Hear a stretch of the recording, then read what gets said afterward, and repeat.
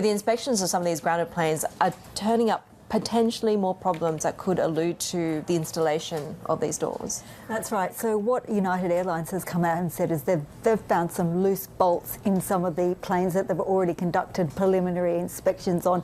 Now, in terms of the full inspections that need to be done, that is going to take quite some time, because what the FAA has come out and said is that you know, for carriers to return these jets back into service, they have to do full inspections, obviously, of the bolts, the fasteners on both the right and the left-hand sides of these mid-cabin aft doors, and that is going to take some time. United has said that it's probably going to take 5 technicians working for several hours on each jet.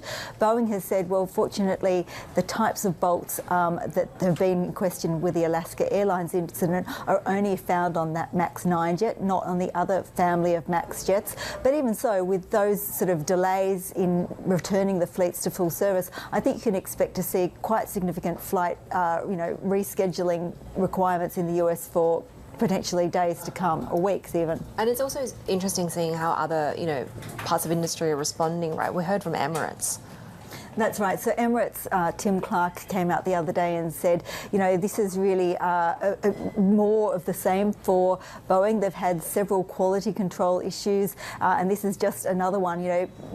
Listeners probably remember the Boeing 737 MAX crashes that happened about 5 years ago, tragic incidences, lots of deaths in Indonesia and Ethiopia.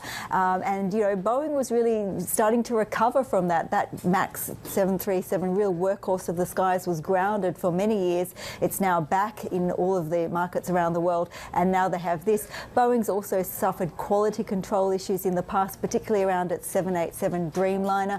That's an aircraft, it's a longer range one, but when it came out, it was particularly using a lot of lightweight composite materials, and this was outsourced to suppliers, so potentially problems around that. And the point that Tim Clark was making, though, is that if you're an airline, you're really beholden to the duopoly here, Airbus and Boeing. Where else do you go when you want to buy a jet?